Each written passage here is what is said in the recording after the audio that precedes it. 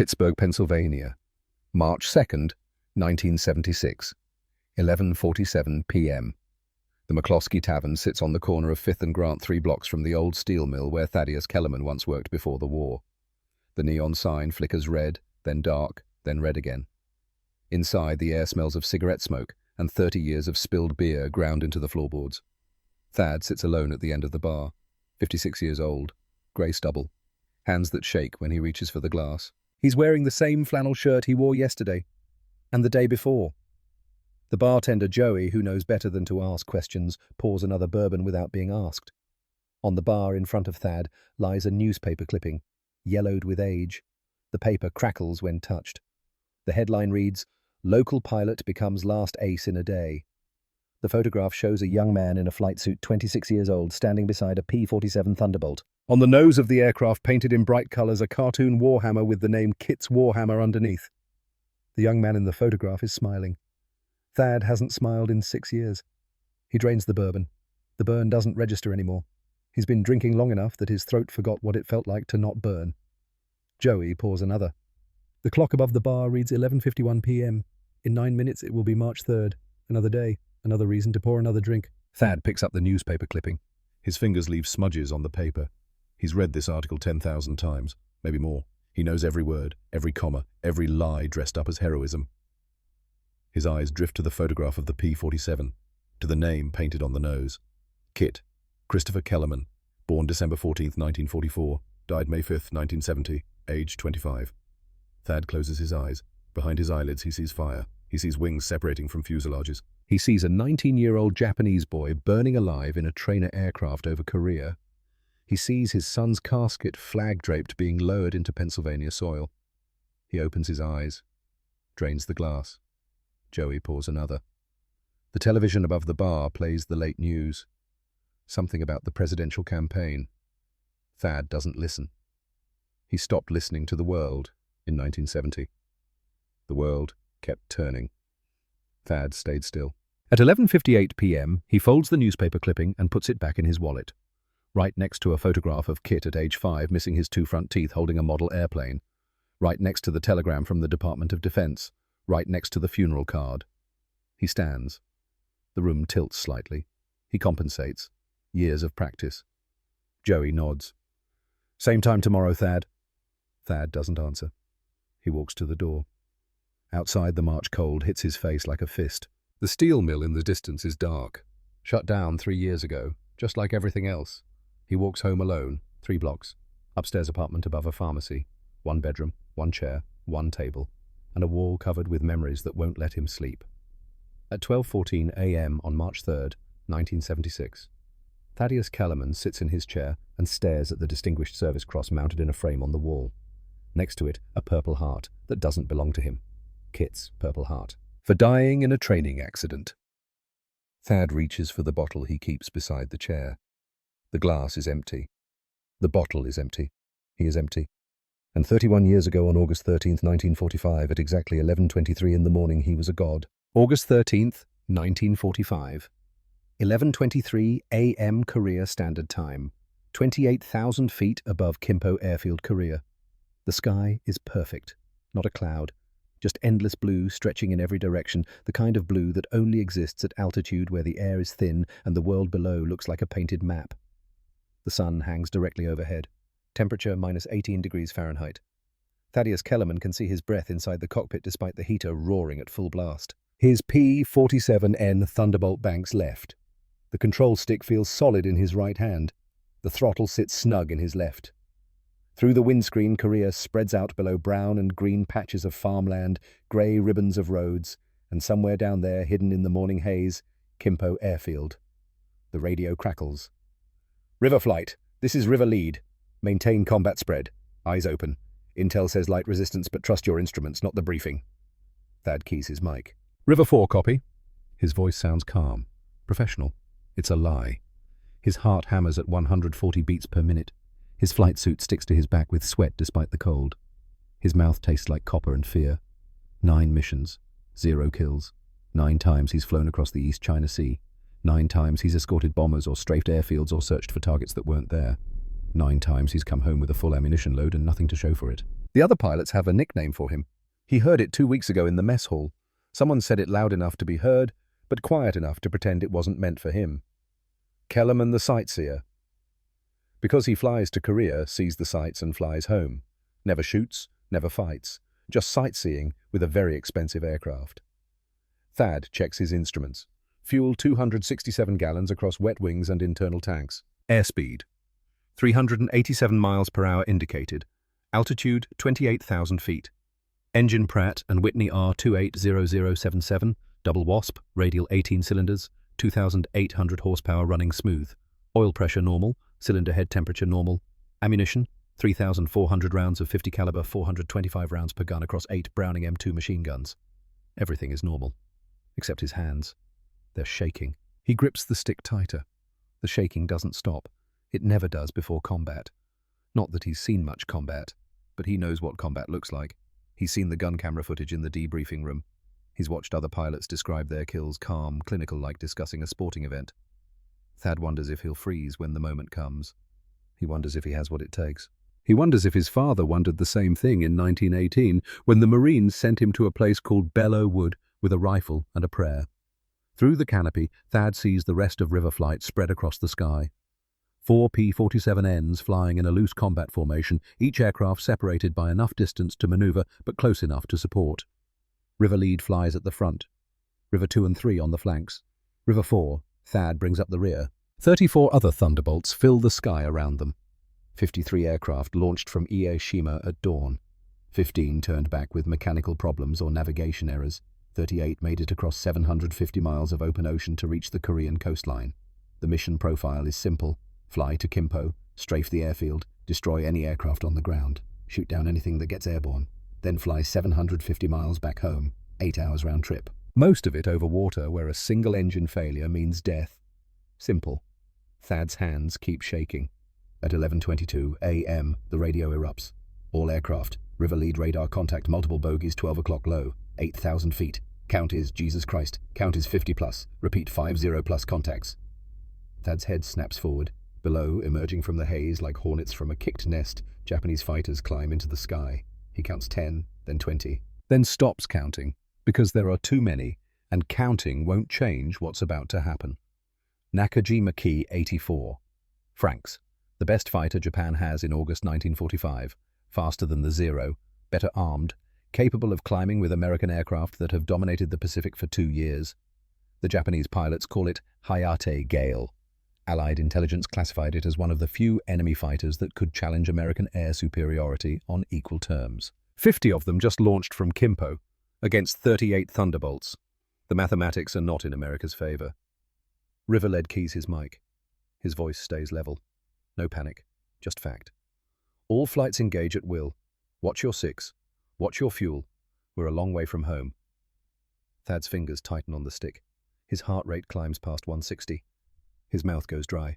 Below him, 8,000 feet down, 5 Key 84s fly in a ragged V formation. They haven't seen him yet. They're focused on the main American formation ahead. The trailing 3 fighters lag slightly behind the leaders, either less experienced pilots or aircraft with engine problems. Thad looks at his fuel gauge. 267 gallons. He does the math in his head. 4 hours back to Ie-Shima at cruise power. Every minute of combat burns fuel at 3 times the normal rate. The external drop tanks are already gone jettisoned before entering the combat zone. He's running on internal fuel only. 20 minutes of hard maneuvering, maybe 30 if he's conservative. Then it's a straight shot home with no margin for error. He looks at the ammunition counter. 3,400 rounds, against 50 enemy fighters. He looks at the 5 Ki-84s below. 9 missions without firing his guns. His father's voice echoes in his memory. Wilhelm Kellerman, age 63, sitting in the kitchen of their Pittsburgh home, coughing into a handkerchief stained with blood from lungs scarred by mustard gas. December 1944. 3 weeks before Thad shipped out. I fought so you wouldn't have to, son. But here we are again. War finds us whether we want it or not. Were you scared, Dad? At Belleau Wood. Wilhelm didn't answer immediately. He stared out the window at the falling snow. When he finally spoke, his voice was quiet. Every man is scared before he knows what he's made of. The question isn't whether you're scared. It's what you do when death is watching. August 13th, 1945. 11:23 a.m. Death is watching. Thad pushes the stick forward. The P-47N's nose drops. The altimeter unwinds. 28,000 feet. 26. 24. The airspeed indicator climbs. 400 miles per hour. 420. 440. The Pratt & Whitney R2800 roars. 21,200 pounds of fighter aircraft accelerates toward 5 enemy fighters who still haven't looked up. Thad's hands stop shaking. His vision narrows. The world contracts to a tunnel. At the far end of the tunnel, 1,000 yards away now, a Key 84 fills his gun sight. 900 yards, 800, 700. Standard doctrine says open fire at 600 yards for a high deflection shot. Closer for a tail chase. Thad is diving from directly above and behind. 0 deflection. The Japanese pilot has no idea he's about to die. 600 yards. Thad's thumb hovers over the trigger. 500. He can see details now. The olive-green paint on the Key 84's fuselage, the red rising sun on the tail, the canopy slightly open for ventilation. 400 yards. His breathing slows. In, out, in. The tunnel vision sharpens. 300 yards. Too close to miss.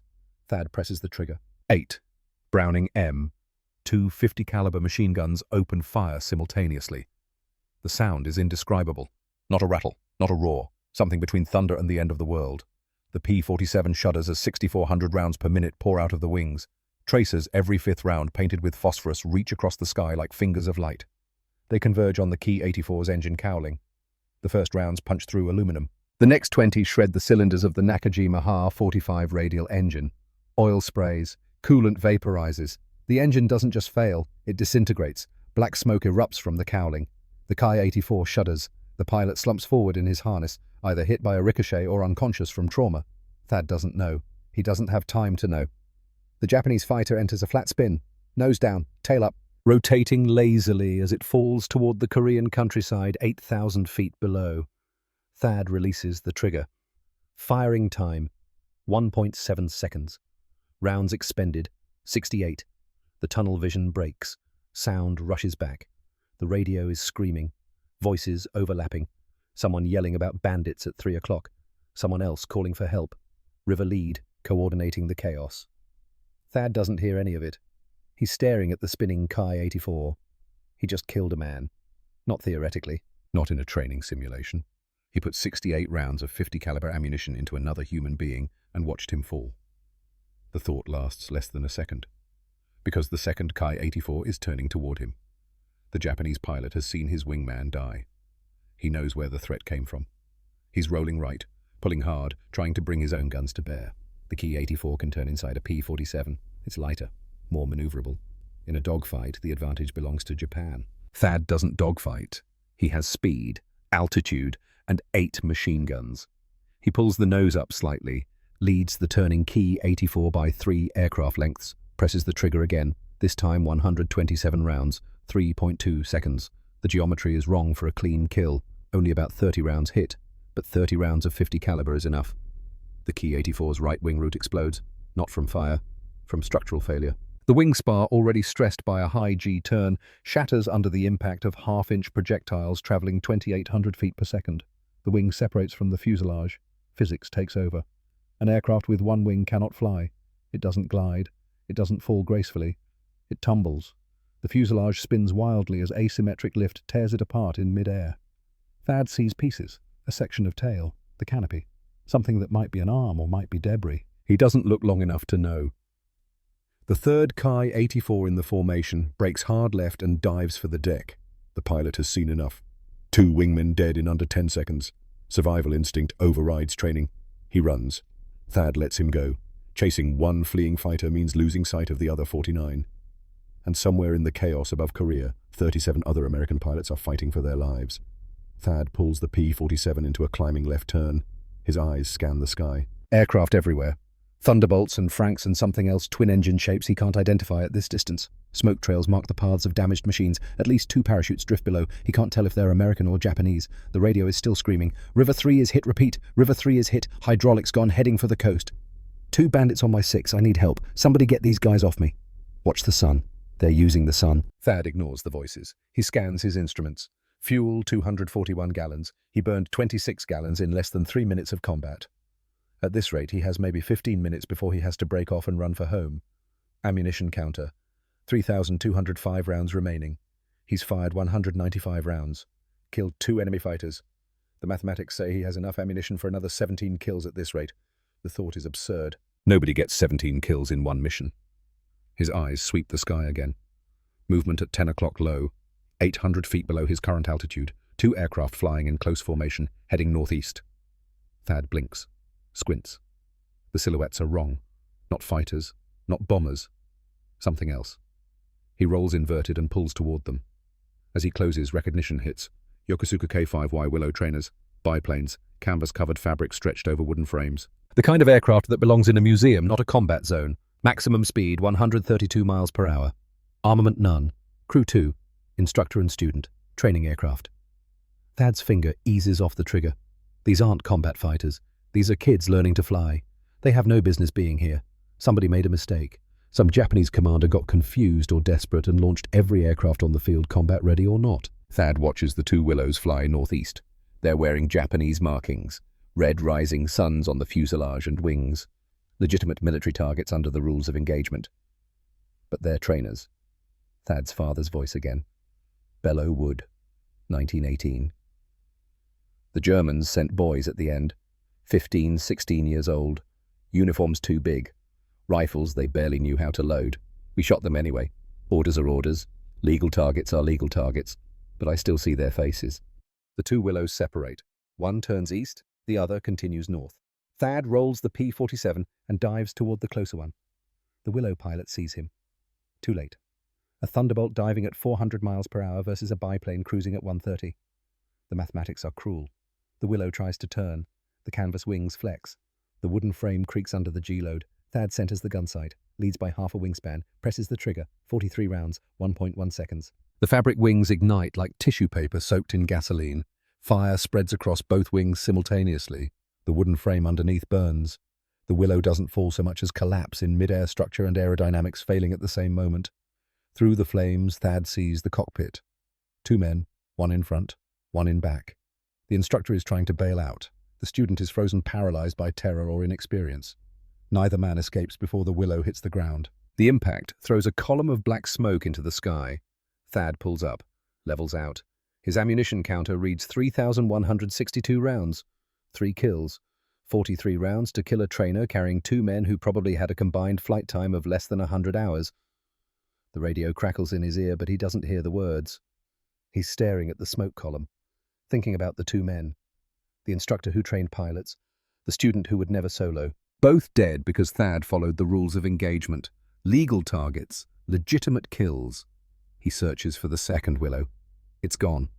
Escaped into a cloud bank or disappeared against the terrain below. The pilot survived. Thad will never know his name. Movement above. Thad's head snaps up. 4 aircraft diving out of the sun. Key 84 francs. Perfect bounce. Textbook ambush. They've positioned themselves with the sun behind them, speed building altitude advantage secured. The attacking pilot's dream. Thad has maybe 2 seconds to react. 2 seconds to make a decision that determines whether his son Christopher ever sees his father again. Most pilots would run.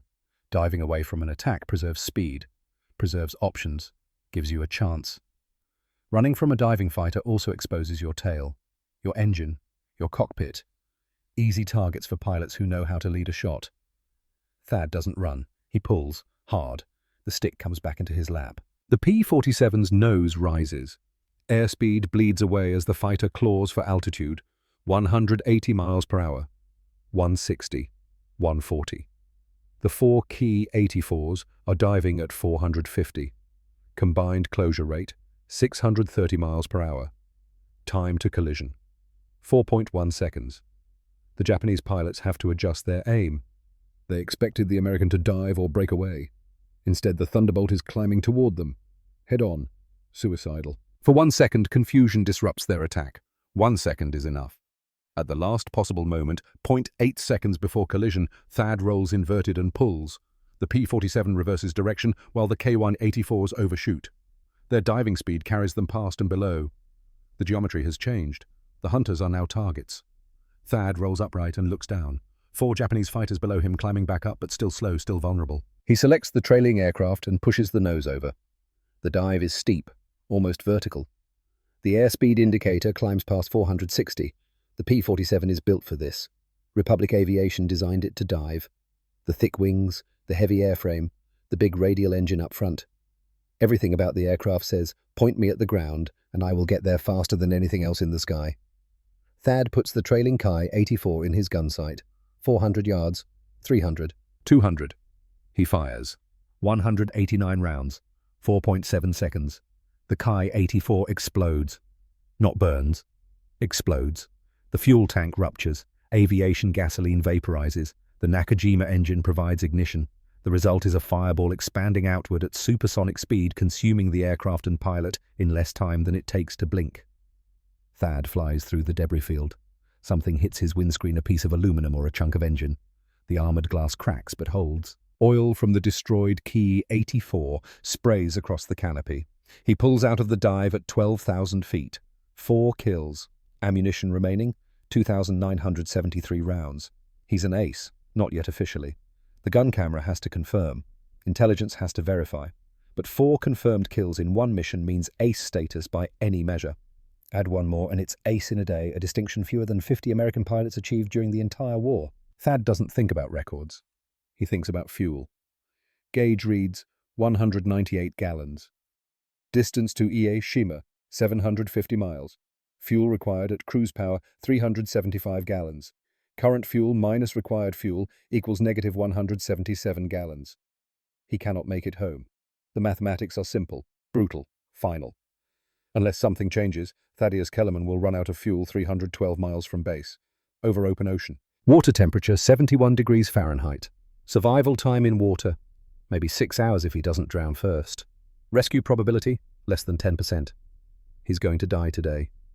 The thought sits in his mind like a stone, heavy, solid, undeniable. Then the radio crackles. All River Flight aircraft check in. River 2 here. River 3 hydraulics shot but still flying. Silence. River lead keys his mic again. River 4 check in. Thad keys his mic. River 4. 4 kills, confirmed ammunition expenditure. Moderate fuel. Critical. A pause. Then River lead's voice, tight with something that might be pride or might be concern. Understood, River 4. Stay with the formation. We'll get you home. Thad doesn't believe him, but he tightens up on River lead's wing anyway.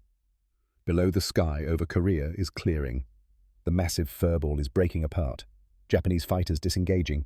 American thunderbolts regrouping. Smoke columns rise from at least a dozen crash sites scattered across the countryside. Thad counts the P-47s he can see. 28, maybe 30. 38 launched the mission. Some turned back early. Some are too far away to see. And some he doesn't let himself finish the thought.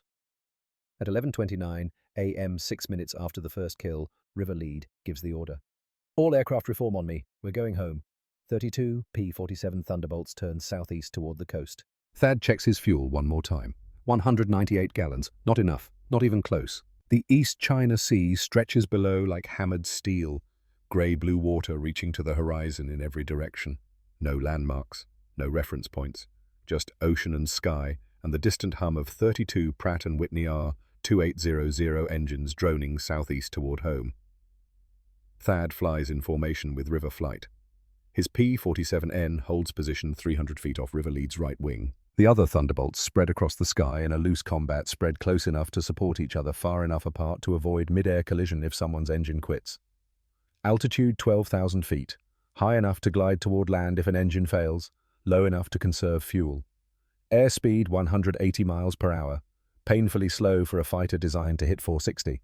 But speed burns fuel, and fuel is the only currency that matters now. The formation crosses the Korean coastline at 11:37 a.m., 8 minutes since the shooting stopped. Land disappears behind them. Ahead lies 750 miles of nothing. Thad's fuel gauge reads 192 gallons. He burned 6 gallons repositioning after the fight.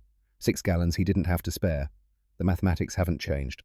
At 180 miles per hour, 750 miles takes 4.17 hours. His P-47N burns fuel at different rates depending on power settings. Full combat power, 2,800 horsepower throttle to the firewall consumes 150 gallons per hour. Cruise power at this speed drops consumption to 61 gallons per hour. 4.17 hours times 61 gallons per hour equals 254 gallons needed. He has 192.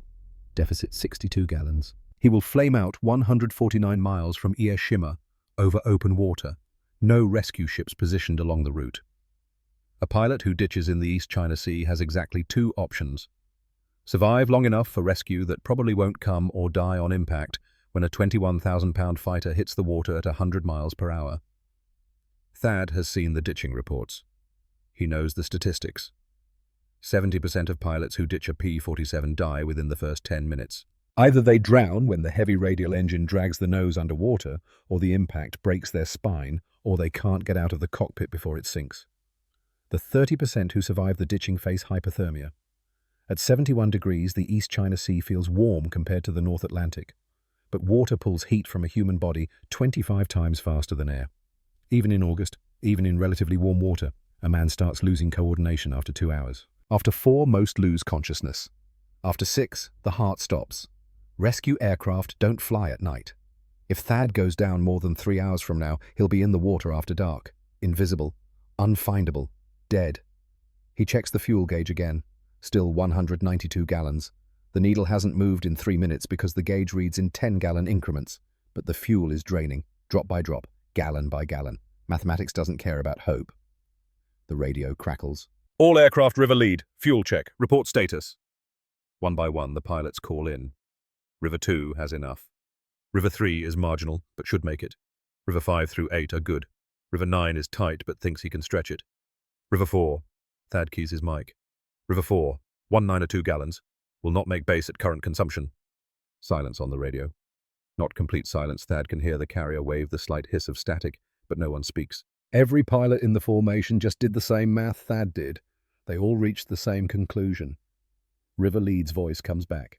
Steady, calm. The voice of a man who has made a decision. River 4 understood. All aircraft execute fuel conservation procedure Delta. Repeat procedure Delta. We're bringing everyone home. Procedure Delta. Thad has heard of it, never seen it executed. It's not in the official manual. It's the kind of thing that gets passed down through whispers in the ready room, demonstrated once by a flight instructor who learned it from someone else, who learned it from someone else, going back to pilots who flew over France in 1918. Formation flying to reduce drag. River Lead's voice again. River 4, you'll fly trail position. Tuck in tight on my 6. Everyone else rotate positions every 15 minutes. We share the load. Thad throttles back and slides behind River Lead. Closer than he's ever flown in formation. Close enough to see the dirt on River Lead's tail wheel. Close enough that if River Lead sneezes and twitches his stick, they'll have a mid-air collision. This close, Thad's P-47 flies in River Lead's slipstream. The disturbed air flowing off River Lead's aircraft creates a partial vacuum. Thad's engine doesn't have to work as hard to maintain speed. The reduction isn't huge, maybe 12%, maybe 18% if he positions perfectly, but 12% of 61 gallons per hour is 7 gallons per hour saved. 7 gallons per hour for 4 hours is 28 gallons. Still not enough to close a 62-gallon deficit, but it's something. The formation settles into the new configuration. River 4 tucked tight behind River Lead.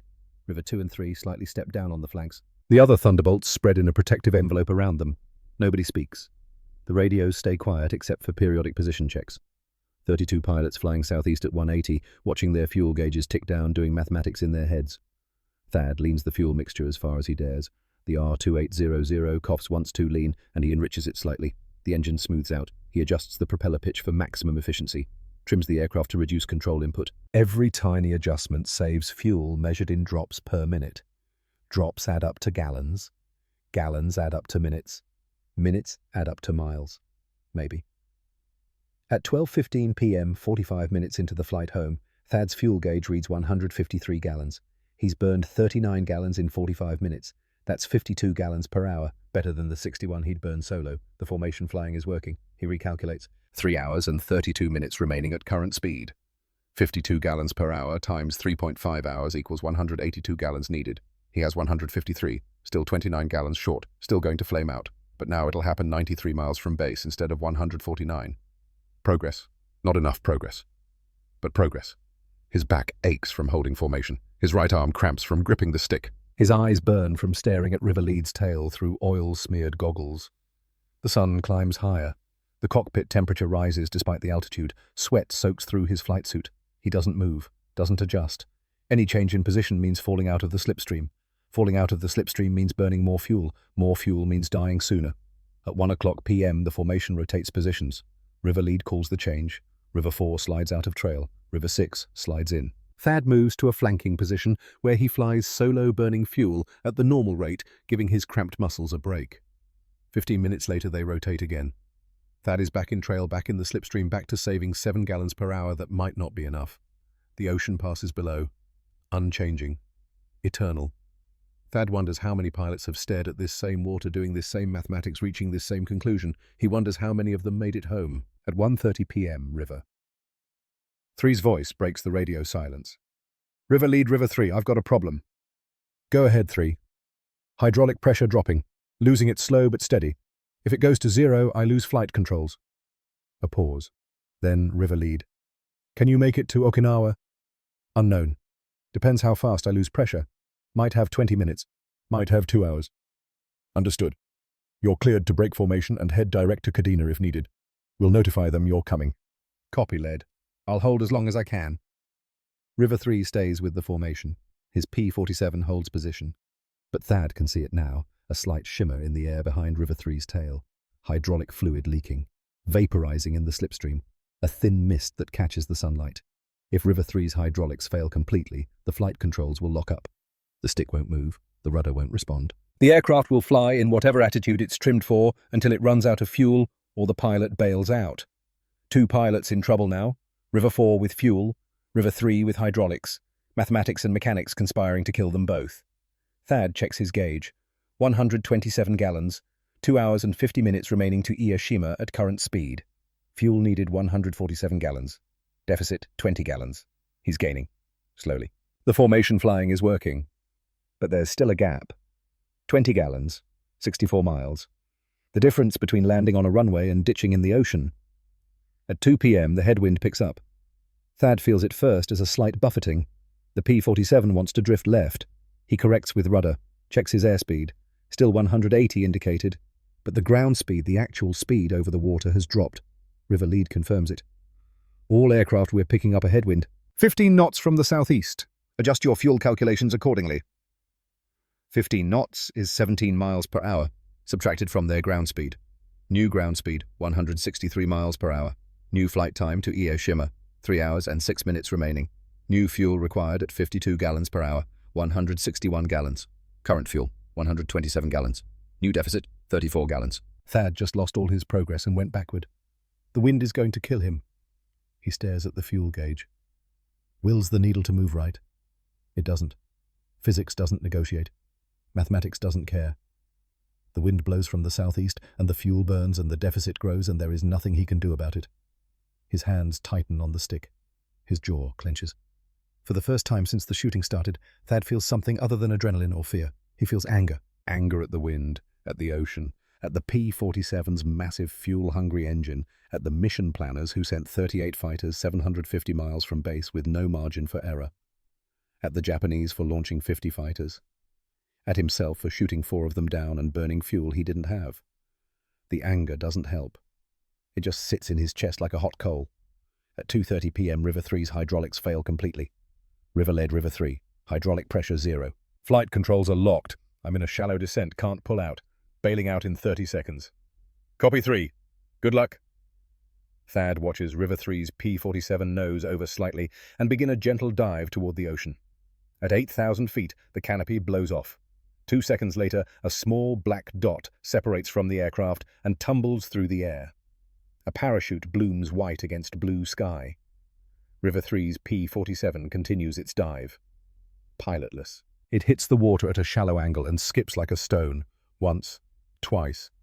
Then the nose catches and the aircraft cartwheels. Metal screams, wings separate. The fuselage breaks in half. The whole mess disappears beneath the surface in less than 5 seconds. Above, River 3 drifts down under his parachute. He'll hit the water in maybe 90 seconds. After that, he's a man in a raft in the middle of the East China Sea with no rescue ships in range. River lead calls it in. Mayday. Mayday, mayday. River 3 is down. Position approximately. He reads off coordinates. Pilot in the water appears uninjured. Request immediate rescue. The response from Ieishima base is professional and unhelpful. Copy your mayday. No rescue assets in that area. Nearest rescue ship is 6 hours away. We'll vector them to the coordinates. 6 hours.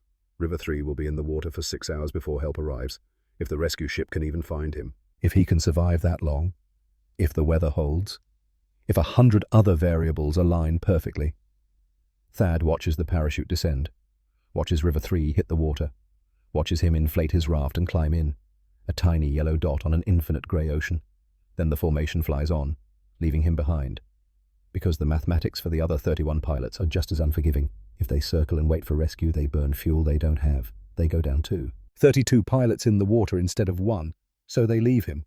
They have to. Thad tears his eyes away from the yellow raft, focuses on River Lead's tail, holds formation, watches his fuel gauge, 103 gallons.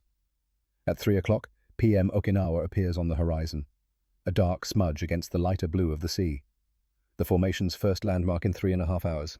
Distance to Ieishima from here 93 miles. Flight time at current speed with current headwind, 34 minutes. Fuel required, 29 gallons.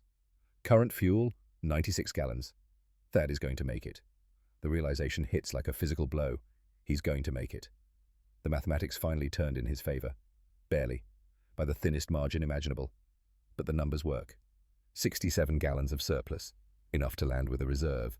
Enough to taxi to the hard stand. Enough to shut down the engine and climb out of the cockpit and touch solid ground. He's going to live. The tension in his shoulders doesn't release. His grip on the stick doesn't relax. He doesn't trust it yet. Too many things can still go wrong. The wind can shift. The engine can fail. A fuel line can develop a leak. He won't believe it until his wheels touch coral. But the mathematics say he'll make it. At 3:15 p.m. the headwind dies. Ground speed climbs back to 180. The fuel consumption calculation improves. Thad's surplus grows to 74 gallons. At 3:28 p.m. Ieishima fills the windscreen. A flat speck of coral and sand 4 miles northwest of Okinawa, home to 3 fighter groups and thousands of support personnel. The ugliest, most beautiful piece of rock Thad has ever seen. River Lead calls the tower. Ieishima Tower, River Lead with 31 aircraft inbound. Request priority landing, multiple aircraft, critical fuel. Roger, River Lead. Field is yours. Emergency crews standing by. Winds are 270 at 8 knots. Use runway 27. You're cleared to land. The formation breaks into trail, single file, 1 aircraft every 30 seconds. River Lead enters the landing pattern first, gear down, flaps extended. Final approach over the beach where war correspondent Ernie Pyle died 4 months ago. Touchdown, roll out. River 2 follows, then River 4. Thad is River 4. He checks his fuel one last time. 48 gallons. More than enough. He's won the mathematics. But the anger in his chest hasn't faded. If anything, it's grown.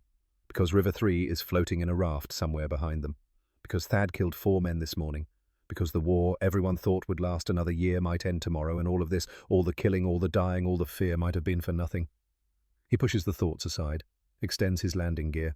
The 3 wheels lock down with a reassuring thunk, extends his flaps. The P-47 slows, becomes heavy in his hands. Final approach. The coral runway rises to meet him.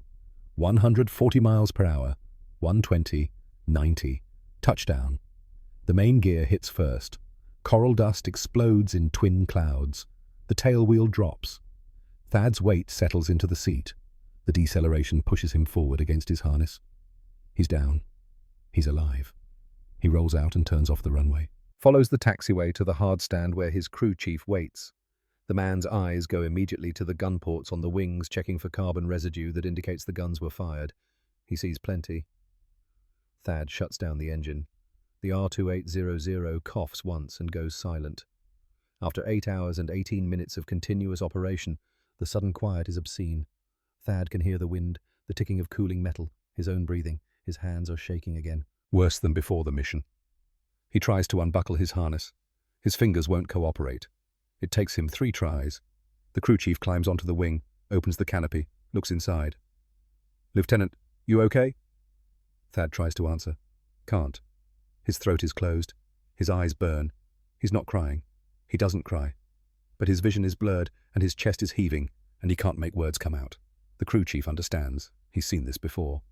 He grips Thad's shoulder. Come on, sir. Let's get you out of there. Thad climbs out of the cockpit. His legs don't want to support his weight. 8 hours in the seat. Muscles cramped, joints stiff. He nearly falls off the wing. The crew chief catches him. On the ground, Thad leans against the P-47's fuselage. His P-47, his aircraft.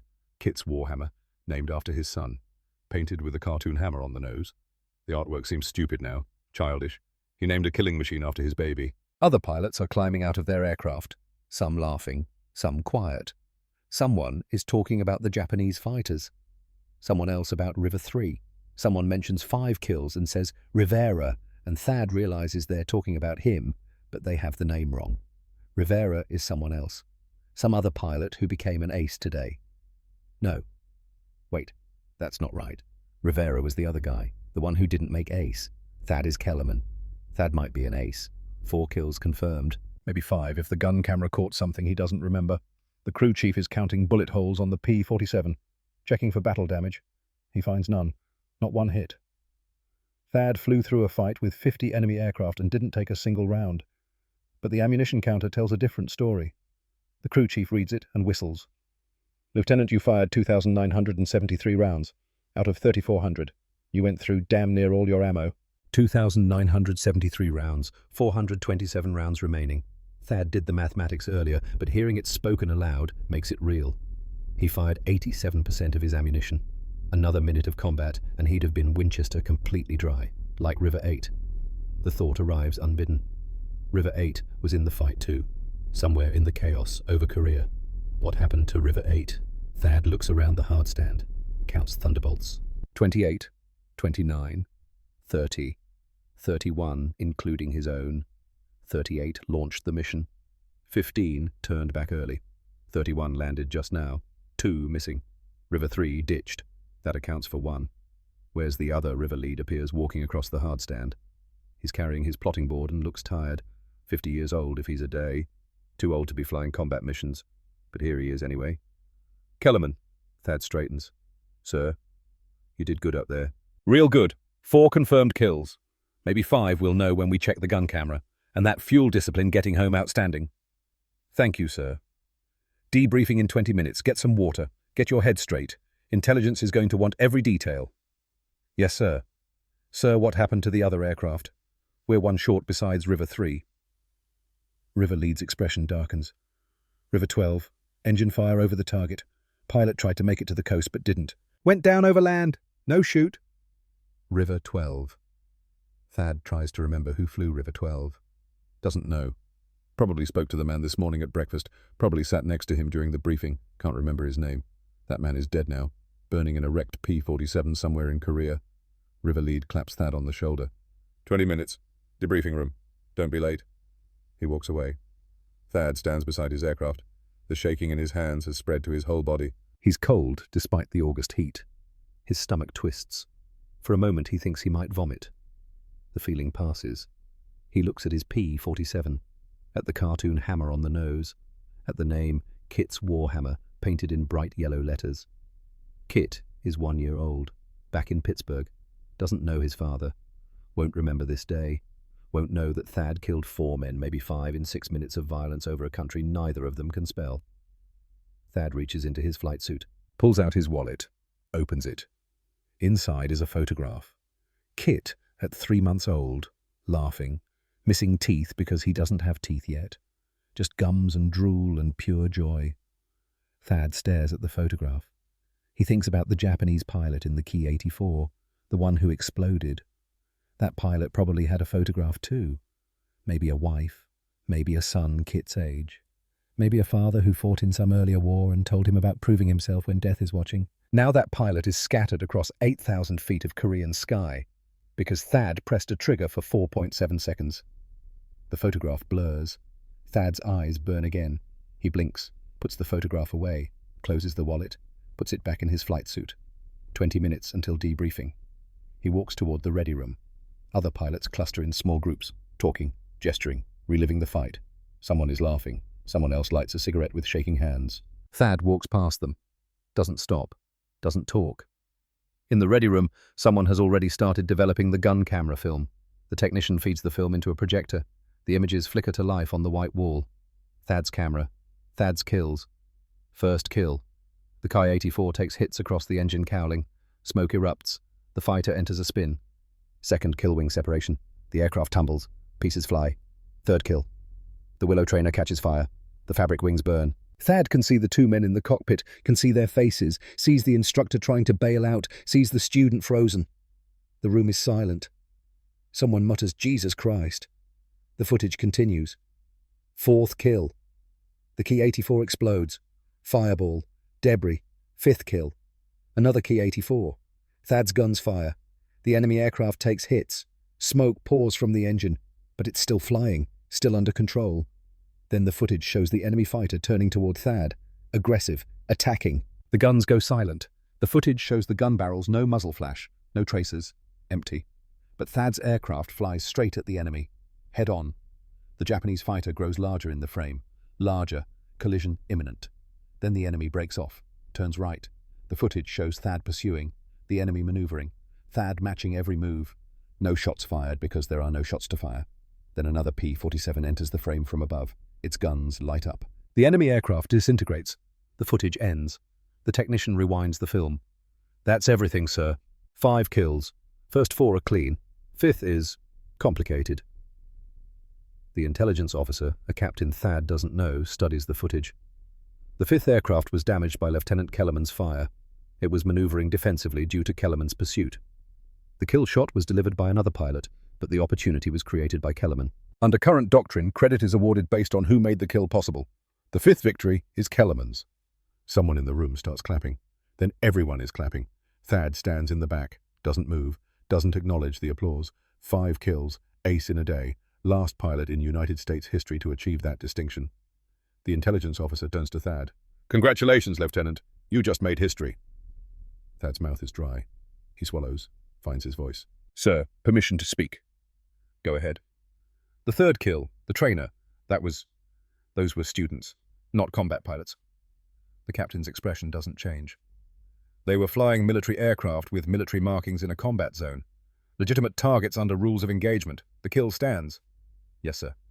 "Any other questions?" "No, sir." "Then sit down. We need your full debrief for the mission report." Thad sits. For the next 90 minutes, he describes everything. Altitudes, airspeeds, ammunition expenditure, fuel consumption, every detail the intelligence officer wants. He describes killing 5 men. He describes running out of ammunition and bluffing his way through the final engagement. He describes the flight home with fuel bleeding away gallon by gallon. He describes watching River 3 bail out and drift down to the ocean. He describes all of it in a calm, professional voice that doesn't sound like his own. At 5:45 p.m., the debriefing ends. The intelligence officer closes his notebook.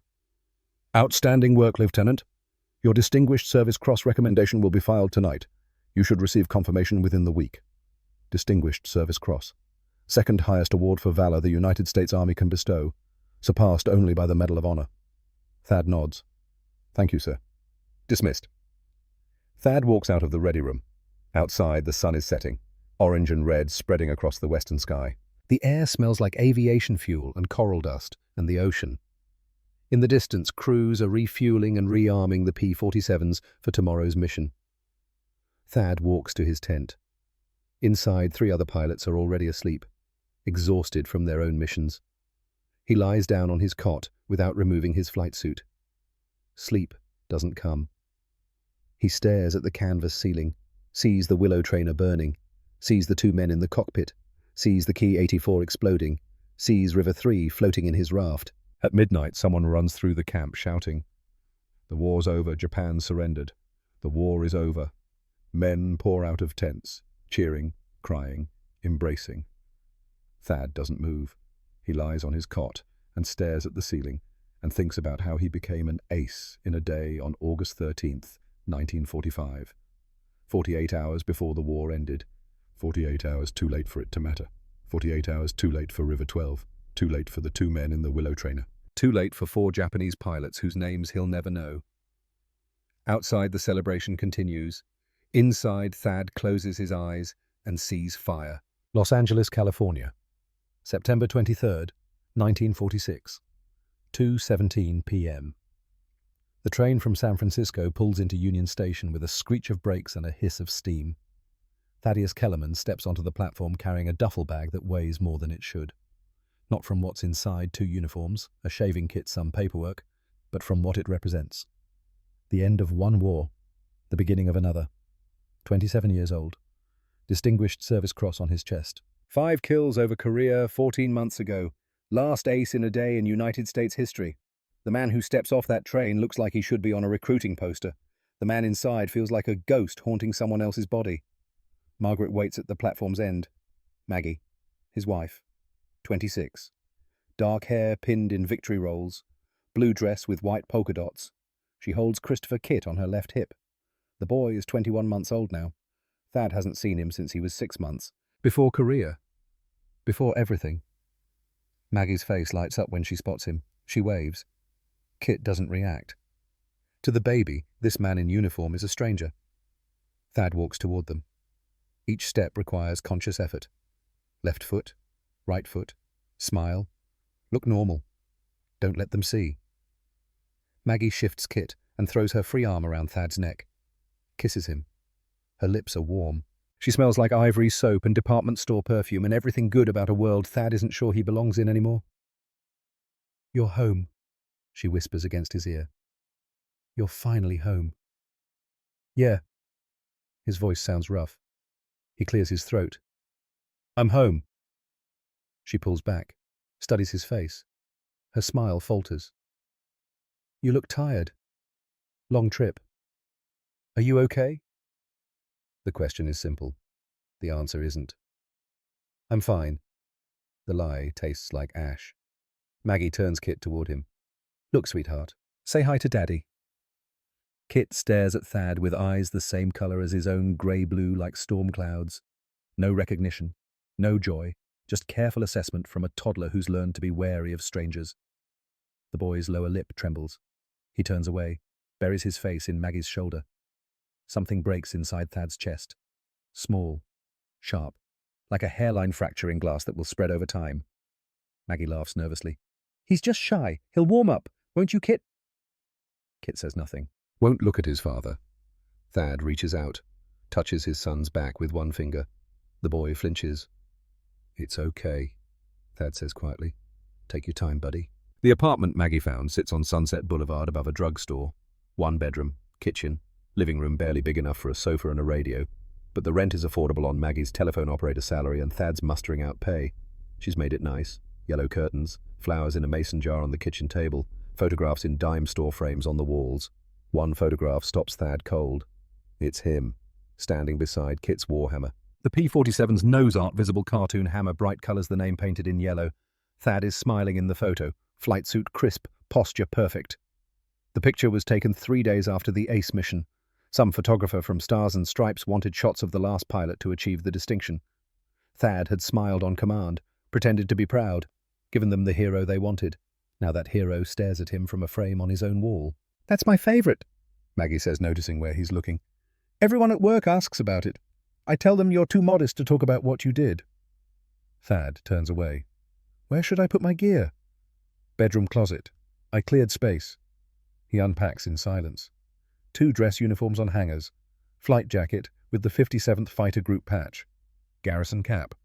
At the bottom of the duffel, wrapped in a towel, is a 5th of bourbon he bought during the layover in San Francisco. He stares at it for a long moment, then hides it behind his shoes in the closet. That night they eat dinner as a family for the first time. Maggie made pot roast with carrots and potatoes. Kit sits in a wooden high chair and methodically throws green beans onto the floor. Each one hits with a soft plop. "Kit, no," Maggie says. "We eat our food. We don't throw it." Kit looks at her, picks up another bean, drops it, watches it fall. Maggie sighs, looks at Thad. He's going through a phase. "It's fine." "Are you sure I know this isn't—" "It's fine, Maggie." The sharpness in his voice surprises them both. Kit's eyes go wide, his chin trembles. Thad immediately regrets it. "I'm sorry, it's been a long day." Maggie nods slowly, forces a smile. "Of course. You must be exhausted." They finish dinner in near silence.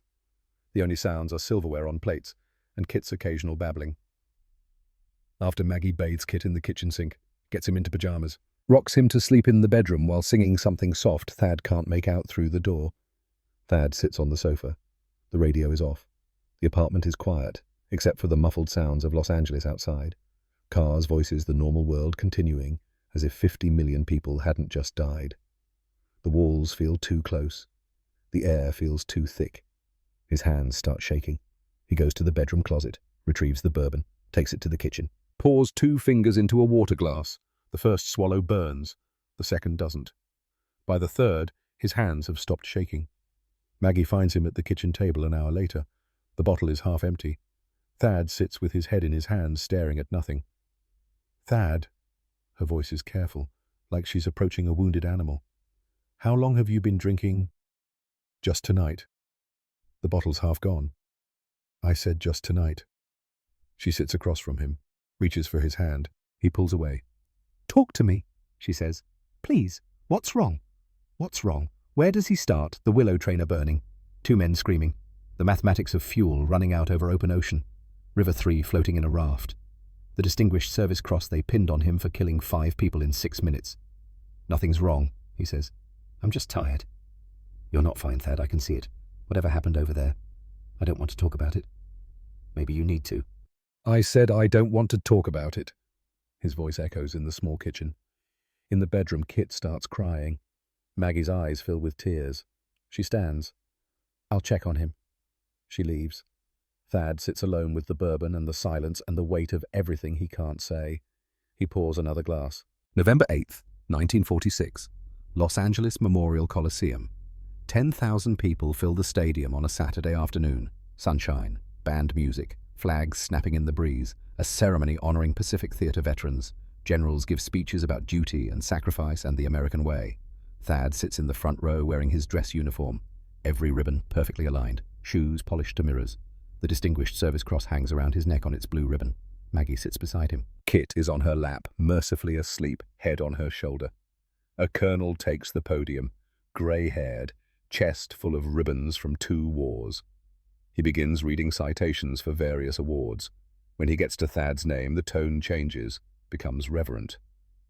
First Lieutenant Thaddeus Joseph Kellerman, United States Army Air Forces, for extraordinary heroism in connection with military operations against an armed enemy on August 13, 1945. Lieutenant Kellerman, flying a P-47 Thunderbolt fighter, engaged superior enemy forces over Kimpo Airfield, Korea. Despite facing odds of nearly 2-1, Lieutenant Kellerman destroyed 5 enemy aircraft in a single engagement, becoming the last pilot in United States history to achieve ace-in-a-day status. His exceptional skill, courage, and devotion to duty reflect the highest credit upon himself and the United States Army Air Forces. Applause erupts. People stand. The sound crashes over Thad like a wave. He rises mechanically, walks to the podium, shakes the colonel's hand, accepts a framed certificate suitable for hanging. Flashbulbs pop. Cameras click. The colonel leans close, smiling for the photographers. You've earned your place in history, son. Be proud. Thad nods. Can't find words. After the ceremony, reporters swarm. Microphones thrust into his face. Questions shouted over each other. Lieutenant Kellerman, how does it feel to be the last ace in a day? What was going through your mind during the engagement? Will you write a book about your experiences? Thad's answers are automatic, practiced, hollow. I was doing my job. I was focused on the mission and supporting my squadron. I have no plans to write a book.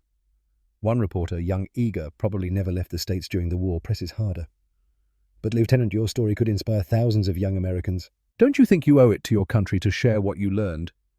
Thad looks at him, really looks, sees the enthusiasm, the naivety, the complete and utter lack of understanding about what he's asking. What I learned, Thad says slowly, is that some things shouldn't be shared. Some things should stay buried. The reporter blinks. I don't understand. I know you don't. Interview's over. Thad walks away, finds Maggie waiting by the exit. Kit is awake now, thumb in mouth, watching the crowd with wide eyes. In the car, Maggie is quiet for 3 miles. Then, that seemed to go well. Thad doesn't answer. The certificate is nice. We can hang it with the photograph. Still nothing.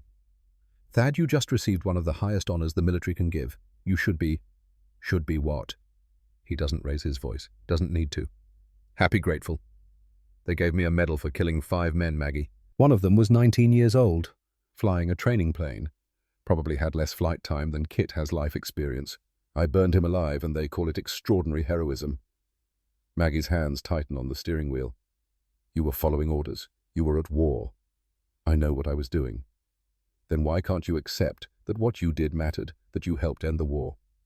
The war ended 2 days later, whether I killed those men or not. The Emperor was already negotiating surrender. I earned my place in history by doing something that changed absolutely nothing. In the back seat, Kit starts to whimper. The tension in the car is thick enough to suffocate a toddler who can't understand the words but feels the anger. Thad turns around, softens his voice. It's okay, buddy. Daddy's not mad at you. But Kit won't look at him, just cries harder. At home, Maggie puts Kit down for his nap. When she comes back to the living room, Thad has the bourbon out. Middle of the afternoon, sunlight streaming through the yellow curtains. He's pouring a drink like it's evening, and he's earned it. Maggie stops in the doorway. It's 2 in the afternoon, Thad. I know what time it is. This is becoming a problem. It's not a problem. You're drinking every day. I'm having a drink. There's a difference. Is there? He doesn't answer. Just takes a swallow. Feels the familiar burn. The slight softening of the edges where reality cuts too sharp. Maggie crosses her arms. I think you should talk to someone about what you went through. There are programs for veterans who are having trouble adjusting. I'm not having trouble adjusting. Thad. I said I'm fine. The glass slams down on the table. Bourbon sloshes over the rim. I'm home. I'm alive. What more do you want? Maggie's eyes fill. I want my husband back. You're looking at him. No. Her voice breaks. I'm looking at someone wearing his face. The man I married knew how to smile, knew how to be happy. This isn't you. Maybe it is now. She stares at him for a long moment, then turns and walks to the bedroom. The door closes softly. Not a slam. Worse, the quiet sound of someone giving up for the day. Thad sits alone in the living room, pours another drink, stares at the photograph on the wall. The smiling pilot, the famous plane, the hero who doesn't exist anymore. Outside Los Angeles continues. Cars pass, people laugh, the world spins on. Inside, Thad drowns. May 12th, 1950, Pittsburgh, Pennsylvania. Rain hammers the cemetery. Not the gentle spring rain that makes things grow. The cold, hard rain that feels like punishment. Wilhelm Kellermann's casket sits beside a fresh grave. 20 people stand under black umbrellas. Family. A few veterans from the VFW who knew him. A pastor who never met Wilhelm, but knows all the right words about sacrifice and service and eternal rest. Thad stands at the graveside, Maggie beside him. Kit, 5.5 years old now, holds his mother's hand and watches the casket with solemn eyes. The boy doesn't cry. He's too young to fully understand death. He just knows Grandpa Wilhelm won't be coughing into handkerchiefs anymore. The pastor finishes. They lower Wilhelm into Pennsylvania soil. 69 years old. World War I veteran. Lungs destroyed by German mustard gas at Belleau Wood in 1918. 32 years later, those lungs finally quit. People file past, offer condolences, pat Thad's shoulder, say things like, he's in a better place, and he served his country with honor. Thad nods, thanks them, waits for them to leave. When the last car pulls away, he stands alone at the grave. Even Maggie has taken Kit back to the car to get out of the rain. The headstone is simple grey granite. Wilhelm Joseph Kellermann, 1881 to 1950, SGTUSMC, Belleau Wood, 1918. Below, someone added a quote, duty, honor, sacrifice. Thad stares at the words. 3 concepts that sound noble when carved in stone, but feel like chains when you wear them. His father taught him those words, passed them down like a family heirloom. Wilhelm learned them in French trenches, brought them home along with lungs full of poison gas and nightmares he never talked about. Then Wilhelm gave them to Thad, told him a man proves himself when death is watching. Thad proved himself over career, killed 5 men, earned a medal, became a name in history books. Now Wilhelm is dead. Thad is 31, and every night he drinks bourbon until he can't remember the faces of the men he killed. This is what duty looks like. Honor, sacrifice. Rain soaks through his coat. He doesn't move. Maggie finally walks back across the cemetery. She holds an umbrella over both of them. Come on, Thad. Kit's getting restless. Did I ever tell you what my father said before I shipped out? What? He said the question isn't whether you're scared. It's what you do when death is watching. Thad's voice is flat. He was teaching me to worship this, the violence, the medals, the idea that war makes you real. He was trying to prepare you. He was poisoning me, same way his father probably poisoned him. Generation after generation teaching boys that killing proves something. Thad turns to look at her. His eyes are red but dry. And now Kit's 5 years old. He asks me questions about the war, wants to know if I was brave, if I fought bad guys. He's already learning the same poison. Thad, you're a good father. I'm a drunk who can't sleep without whiskey and can't look at his own son without seeing everything I've destroyed. That's not true. Isn't it? When's the last time Kit asked me for help instead of you? When's the last time he ran to me when he had a nightmare? Maggie doesn't answer. He knows something's wrong with me, Thad continues. He can't name it, but he knows. And someday he'll be old enough to ask real questions. What do I tell him then? The truth. That his father killed 5 men for a medal that means nothing. The medal means something. To who? Not to the men I killed, not to their families, not to me. He looks back at his father's grave. Wilhelm died believing he did something that mattered. 32 years of coughing up blood from gas that destroyed his lungs. He thought it was worth it. Duty. Honor. Sacrifice. Maybe it was. Or maybe we're all just teaching our sons how to die. Maggie is quiet. Rain drums on the umbrella. In the parking lot, Kit's face appears in the car window, small, pale, watching his parents with worry beyond his years. Let's go home, Maggie says softly. Home is the apartment in Los Angeles. They fly back the next day. Kit sits between them on the plane reading a comic book about fighter pilots, colourful drawings of P-51s shooting down enemy planes, explosions rendered in bright yellows and reds, heroes smiling in every panel. Kit points to a drawing. Dad, did you fly a plane like this? Similar. Mine was a P-47. Did you shoot down bad guys? Bad guys. Like it's that simple. Like the 19-year-old in the Willow trainer was a bad guy. Like the war was cowboys and Indians instead of industrial-scale killing. I shot down enemy planes, Thad says carefully. How many? 5. Kit's eyes go wide. 5? Wow. Were you scared? Yes. But you did it anyway. Yes. Kit grins, returns to his comic book, satisfied. His father is a hero, just like Captain America, just like the drawings. Thad stares out the airplane window at clouds below. His son thinks he's brave, thinks war is an adventure, thinks killing is something to be proud of. Thad doesn't correct him, doesn't have the words, doesn't want to steal the innocence while it lasts. But he knows with the certainty of mathematics of fuel gauges ticking toward empty that someday Kit will learn the truth. Someday the poison will find him too. June 29th, 1968. Los Angeles, California. Evening. Kit Kellerman stands in the living room of his parents' apartment wearing an olive green army uniform, 23 years old, 6 feet tall, Wilhelm's jaw, Thad's eyes. The Kellerman men have always looked good in uniform. It's both a blessing and a curse. Thad sits on the same sofa he's been sitting on for 22 years.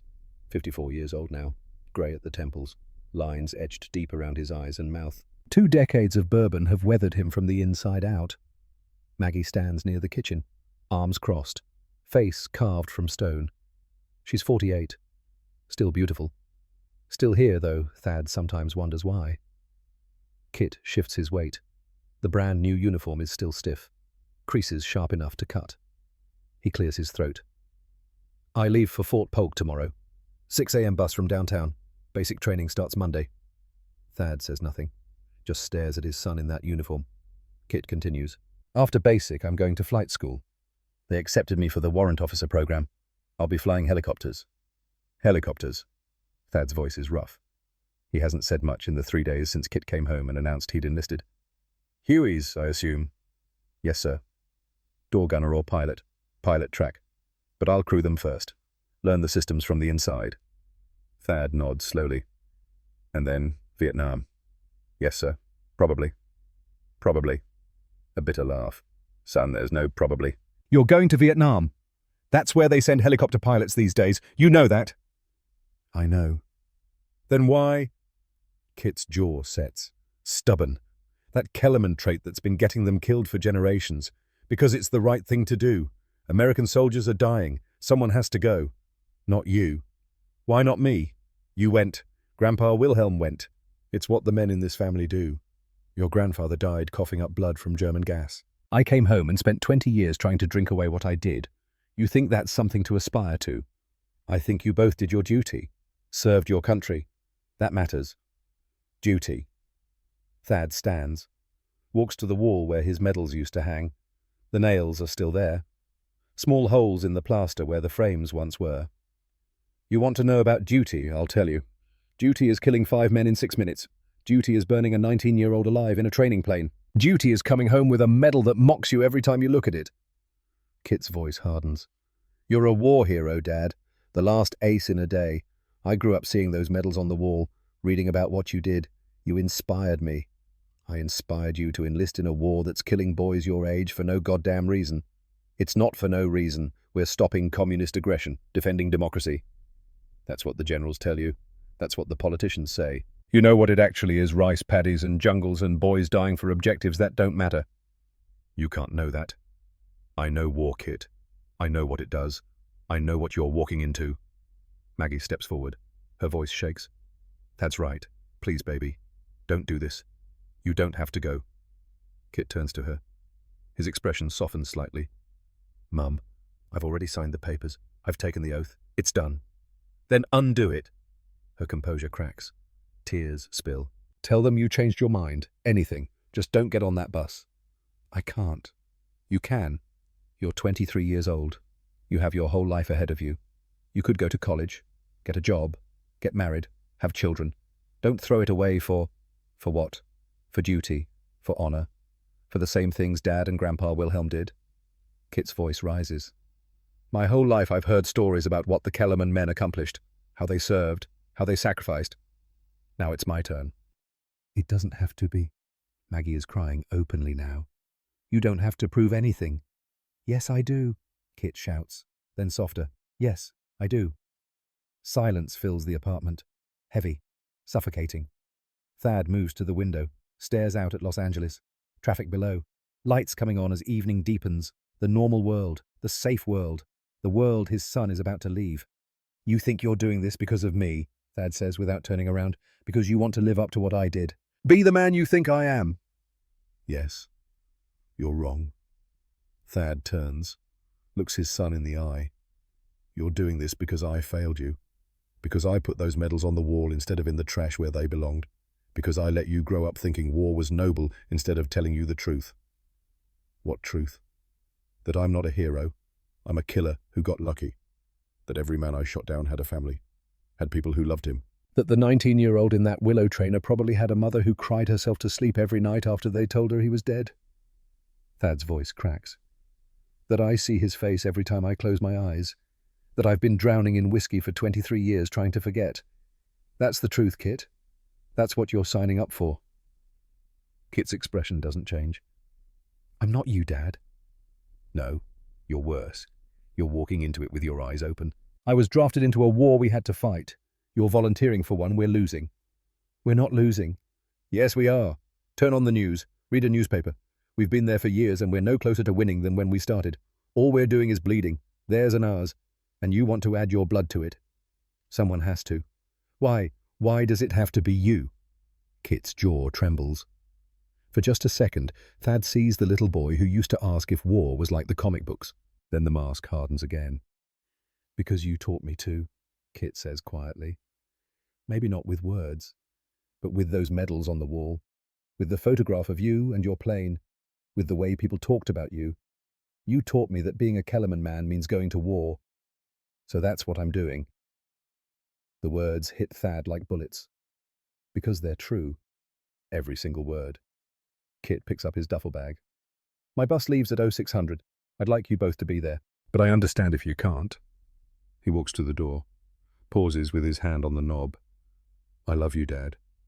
I'm doing this because of you, not in spite of you. I hope someday you'll understand that. The door closes. Maggie collapses into a chair. Sobs rack her body. 23 years of marriage. 23 years of watching Thad slowly disintegrate. Now their son is following the same path. Thad stands frozen, staring at the closed door. Then he moves, goes to the kitchen. Opens the cabinet where he keeps the bourbon. Empty bottle. He threw it away this morning, Promised Maggie he'd quit. The promise lasted 11 hours. He grabs his keys. Where are you going? Maggie's voice is thick with tears. Out. Thad, please, not tonight. Stay. Let's talk. Let's figure out how to... There's nothing to figure out. He doesn't look at her. Can't. He's going. We can't stop him. End of story. We could try harder. We could what? Lock him in his room. He's 23, a legal adult. He doesn't need our permission. Then forbid him. Use your experience. Tell him what it's really like. I just did. Thad's voice cracks. I told him everything. And you know what? It doesn't matter. Because he's already infected with it. That poison I've been carrying. That disease that's killed Kellerman men for generations. It's in him now. And nothing I say will cure it. He walks out. Drives to the liquor store on Sunset. Buys 2 bottles. Drives to a park. Sits in his car in the darkness. Opens the first bottle. Drinks until he can't see straight. Drinks until the guilt becomes something manageable. Drinks until he passes out slumped against the steering wheel. A police officer finds him at 3 a.m. Recognizes him. Thad's been picked up before. Calls Maggie instead of taking him to jail. She drives to the park. Finds her husband unconscious in a 20-year-old Chevy that smells like bourbon and failure. Gets him home somehow. Puts him to bed. Sits on the edge of the mattress and cries while he snores. The next morning, June 30th, 1968, Maggie wakes at 5 a.m. Thad is still passed out. She shakes him. Thad, wake up. We have to go. No response. She shakes harder. Thad, Kit's bus leaves in an hour. Get up. He groans.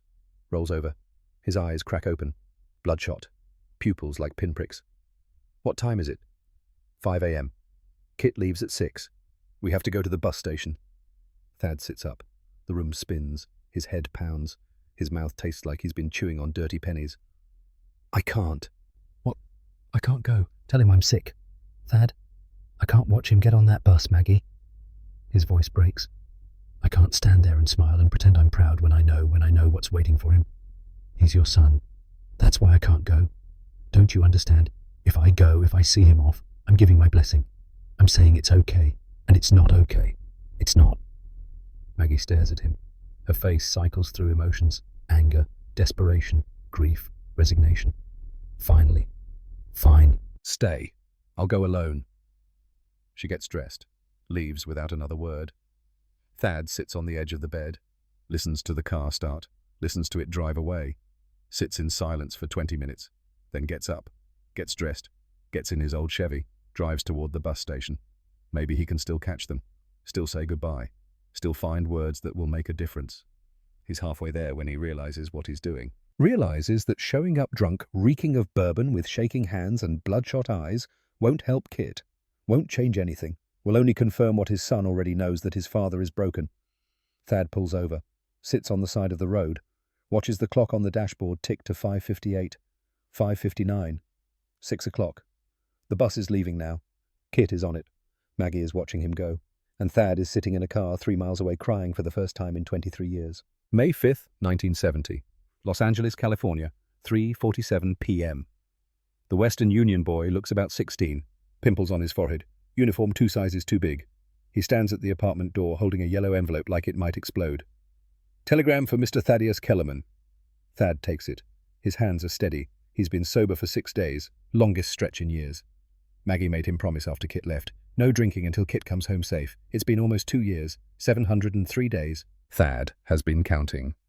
He opens the envelope. The world ends. The Department of Defense regrets to inform you that your son, Second Lieutenant Christopher Kellerman, died on May the 5th, 1970, at approximately 14:30 hours as a result of a training accident at Nellis Air Force Base, Nevada. Second Lieutenant Kellerman was piloting a T-38 Talon jet trainer when the aircraft experienced catastrophic engine failure during takeoff. The aircraft crashed and exploded on the runway. Second Lieutenant Kellerman and his flight instructor, Captain Robert Hayes, were killed instantly. A ground crew member, Technical Sergeant David Morrison, also perished in the resulting fire. Your son died in service to his country. The nation shares your grief and honors his sacrifice. The telegram falls from Thad's hands. His knees give out. He collapses onto the floor of the apartment he's lived in for 24 years. Kit is dead, not in Vietnam, not in combat, not even in war. In Nevada, on a runway, learning to fly jets, 25 years old. The same age Thad was when he became an ace. The Western Union boy backs away. Sir, are you okay? Should I call someone? Thad doesn't hear him. Doesn't hear anything except a roaring in his ears like the R2800 engine at full power. The boy runs. Thad sits on the floor, picks up the telegram, reads it again. The words don't change. Killed instantly, died in service honours his sacrifice. The words are lies. Pretty lies to make death sound noble. Kit didn't die in service. He died trying to be something he wasn't, something Thad taught him to worship. The bedroom door opens. Maggie comes out. She's been working night shifts at the hospital, became a nurse after Kit left, needed something to do with her hands and her mind. She sees Thad on the floor. The telegram. No. The word is a whisper. No. She snatches the telegram, reads it. Her face goes white. The sound that comes out of her is not human. It's the sound of a mother's heart breaking, of 25 years of love being torn away in a single sentence. She collapses beside Thad. They sit on the floor together, not touching. Both destroyed. Both unable to process what's real. He's gone, Maggie whispers.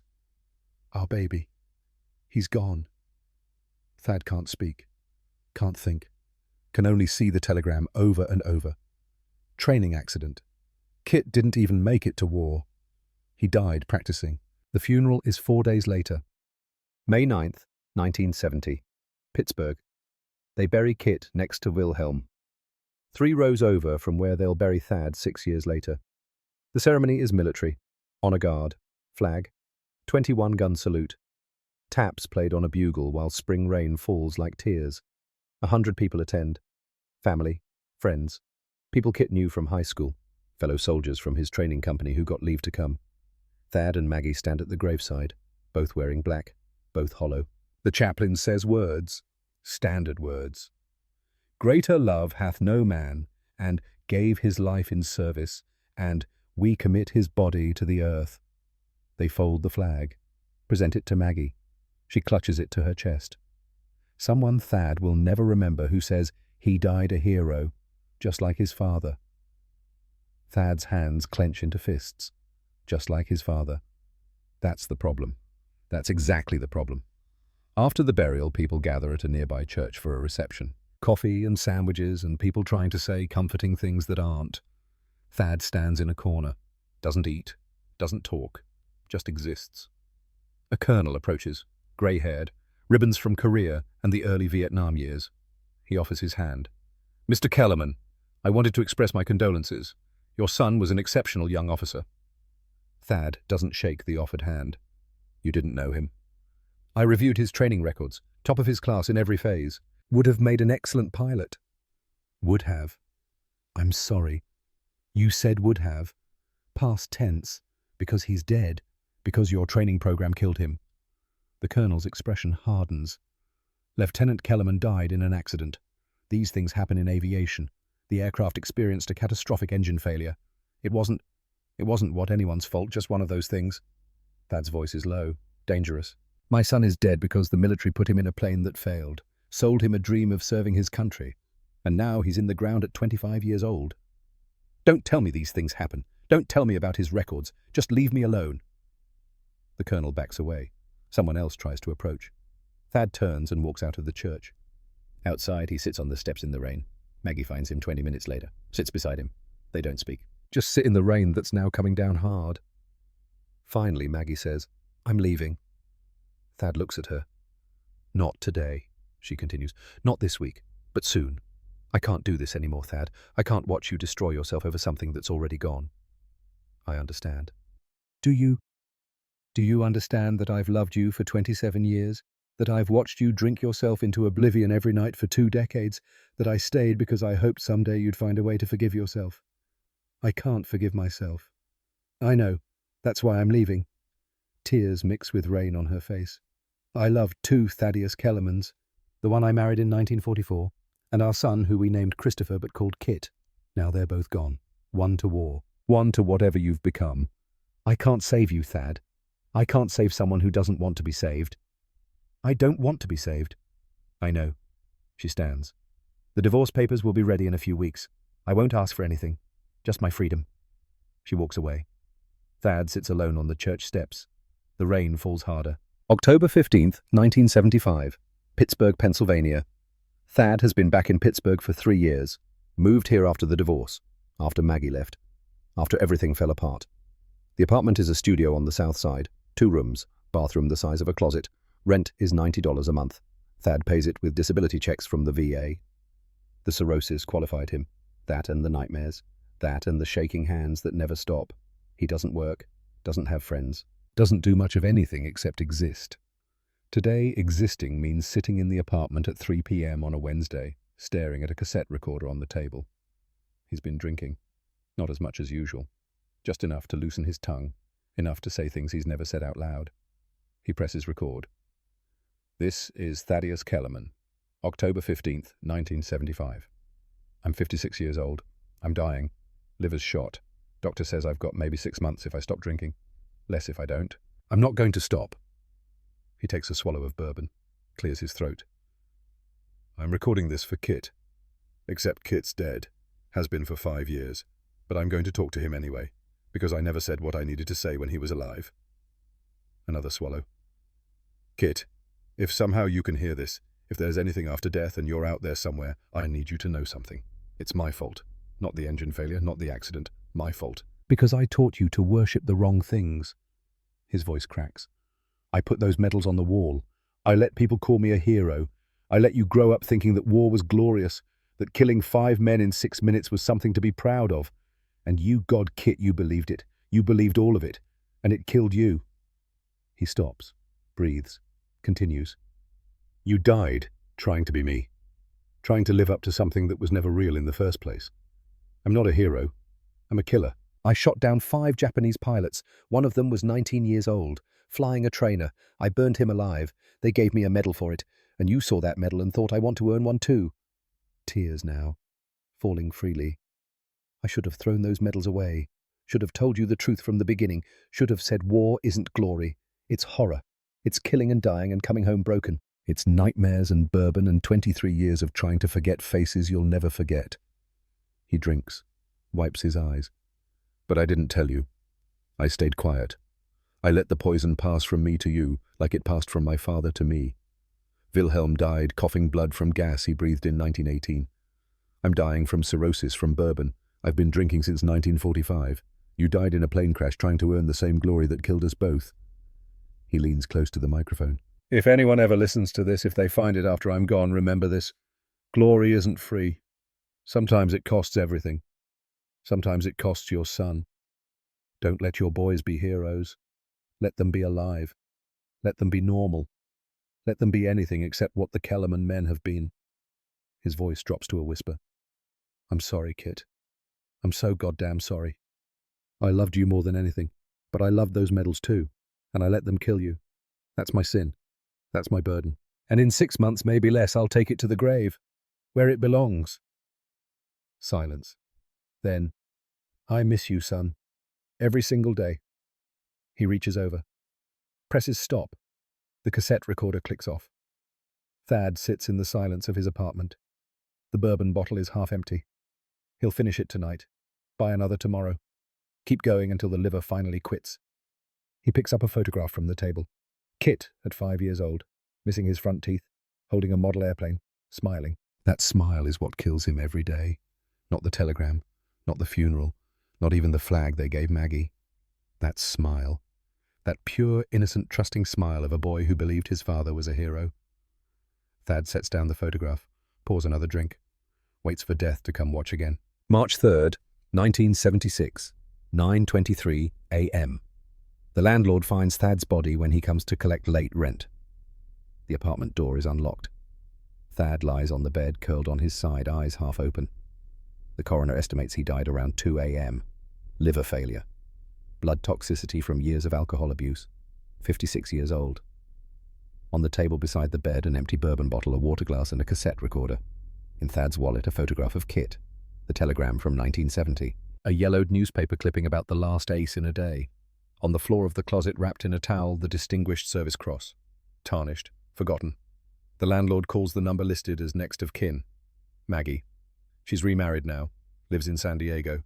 A different life. She catches the next flight to Pittsburgh, identifies the body, makes arrangements, finds the cassette tape, listens to 3 minutes of it, stops, can't continue. Donates it to the Library of Congress Veterans History Project years later, where it sits in an archive box rarely opened. The funeral is small, 11 people, no military honors.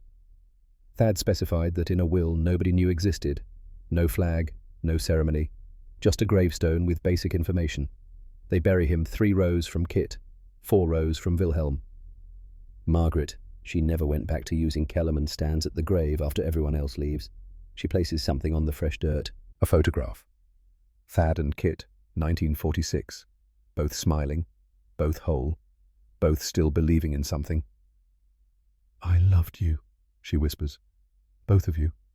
I'm sorry I couldn't save either of you." She turns and walks away. The groundskeeper will remove the photograph the next day per regulations, but for a few hours it sits there in the March sun. A father and son, together again, smiling like they used to, before the war came home and never left.